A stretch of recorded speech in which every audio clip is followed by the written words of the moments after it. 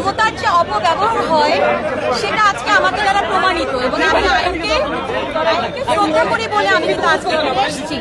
এবং সেকেন্ডলি হচ্ছে, এর আগে আমি কিছুই বলিনি বিকজ আমি আইনকে শ্রদ্ধা করেছি যে না, আইন যখন আমাকে সমঝারি দিয়েছে আমি এসেছি।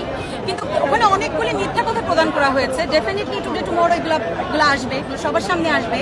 বাট আমি আমার জায়গায়, যেটা আমার উপরে আমার 15 বছর ক্যারিয়ারে বলা হয়েছে যে আমি 15 বছর ক্যারিয়ারে আমি 27,000 টাকার শাড়ি আত্মসাৎ করেছি বা প্রতারণা করেছি, ডেফিনেটলি আই ডিডন্ট ডু, মানে আমি এরকম কিছুই করিনি, আমার এরকম কিছুই করা হয়নি।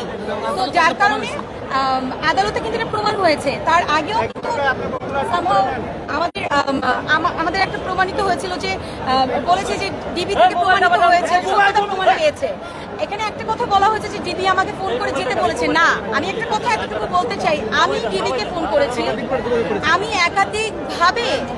একাধিকবার আমি জিজ্ঞেস করেছি যে আমি কখন আসবো, আমরা কখন এটা নিয়ে বসতে পারি।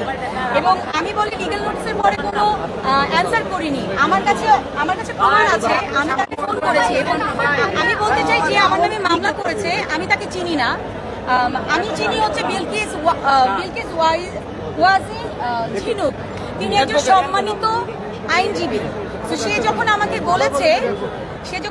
বলেছে সে একজন আইনজীবী, সে আমার একজন বড় ফ্যান, তার কাছে আমি কোনো একটা শুটের জন্য আমি কোনো পেমেন্ট আবদার করিনি। আমি তাকে বলেছি যে আমি সম্মানের ক্ষেত্রে বলেছি, আপু আমি যখন পরবো শাড়িটা আমি আপনাকে ছবি দিব। সেও আমাকে বলেছে, এরকম একটা ভয়েসও আছে যে আপু আপনি যেই দিন পরবেন শাড়িটা আমাকে ছবি দিয়েন।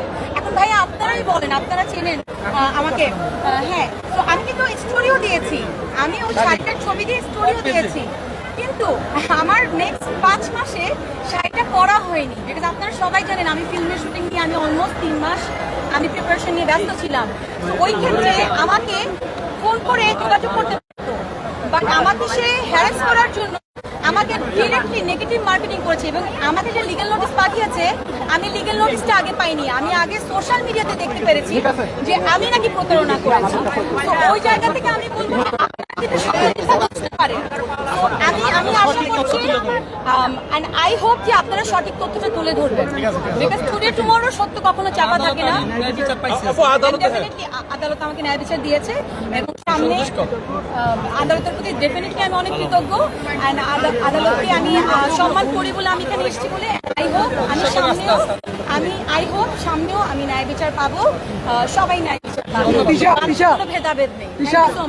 এই বিষয়টার মাধ্যমে আপনার সম্মানহানি হচ্ছে এবং আমার অনেক সম্মানহানি হয়েছে। আমি একটা কথা বলতে চাই, আজকে যিনি আমার নামে এই কাজটা করেছে আমাকে হ্যারাস করার জন্য, তিনি একজন নারী, তার স্বামীর ক্ষমতা দেখিয়ে আমার সাথে এটা করেছে, এবং সে আমাকে অনেক ধরনের হুমকিও দিয়েছে। সেগুলো আমি সামনে হয়তো প্রদান করবো, আপনাদের সামনে জানাবো। কিন্তু একটা কথা বলতে চাই যে তারও একটা মেয়ে আছে। আজকে আমি 27,000 টাকা একটা শাড়ির জন্য আমি নাকি আত্মসাৎ করেছি, আমি 15 বছরের আমার ক্যারিয়ার, এটা আসলে কারো কিন্তু কাম্য না যে আমি একটা শাড়ির জন্য আদালতে আসবো, তাই না ভাইয়া? সো আমার কাছে মনে হয় তারও একটা মেয়ে আছে, তারও একটা জীবন আছে, সেও একজন নারী। সো এই জায়গা থেকে আসলে কারোর জন্য কাম্য না। আর কেউ যাতে এভাবে হ্যারাস না করে, এন্ড আমরা যাতে আইনের একটা ন্যায় বিচার পাই, এটাই আমার কাম্য। দেখা যাক ইনশাআল্লাহ। আমি ন্যায় বিচার চাই ইনশাআল্লাহ।